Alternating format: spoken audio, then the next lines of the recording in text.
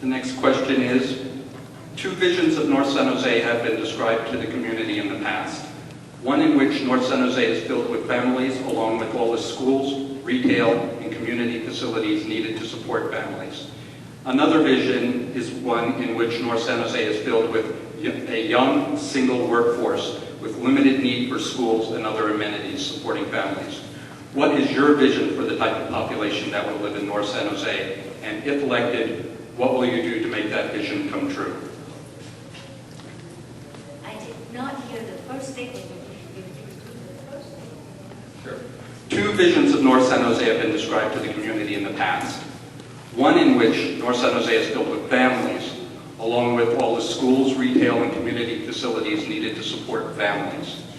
Another vision is one in which North San Jose is filled with a young, single workforce with limited need for schools and other amenities supporting families. What is your vision for the type of population that will live in North San Jose, and how will you make that happen? This is where all the jobs are. This will be a couple who's going to walk to work. And if they stay there, they work, and they want to have a family or start their family, I don't think they would stay here to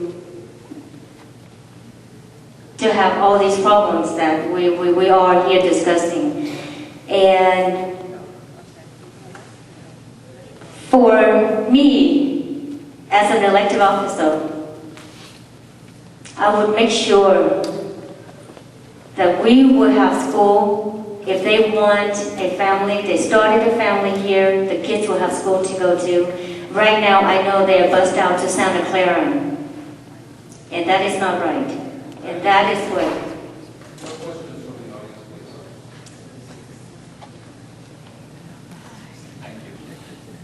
When I walk this neighborhood talking to the residents, yes, there's a lot of young professionals, definitely.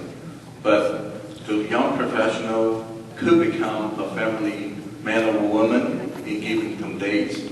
So I think we would definitely, when we consider of massive building of North San Jose, we shouldn't even talking about building the housing. We should talking about building a community.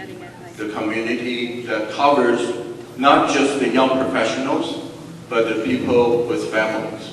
The people even with other people living with them. So we should concentrating, we should be talking about building a community and not just building housing.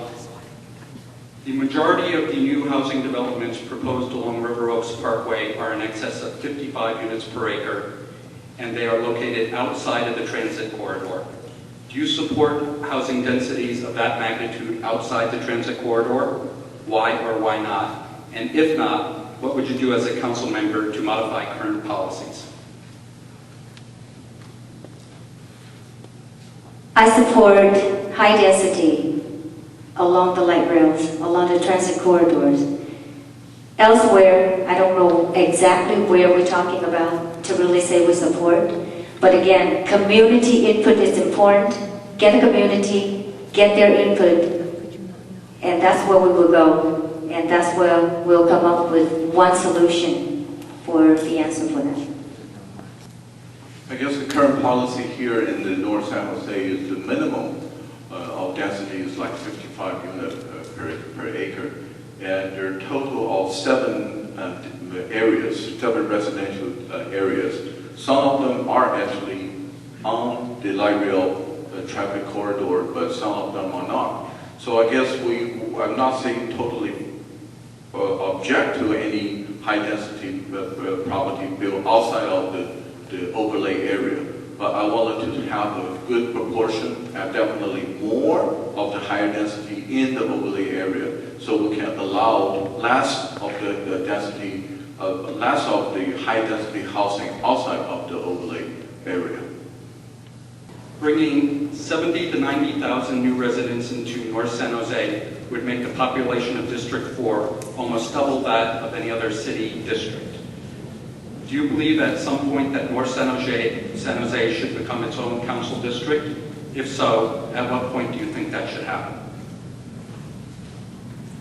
Well, we're talking about 20-some years from now, and we don't know from now until then what the population will be. There are people who will be moving out. There will be people really come here and stay here and never want to move. So that is the question and the answers for the future, and for me to work and to really serve and to make sure that if it is a population of another city, maybe a proposal can propose to the city. So right now, each council district has about 100,000 residents. So when it comes to the 2010 census, we'll be able to find out exactly how many people that live in District 4, and then that's probably, it would be a good time to redistrict and either come up with a new council district or to just even out the increase in North San Jose into the existing 10 council district. So all we're based on the census data, unless there's a significant surge that we notice, then we should immediately try to balance it out with a new redistricting process.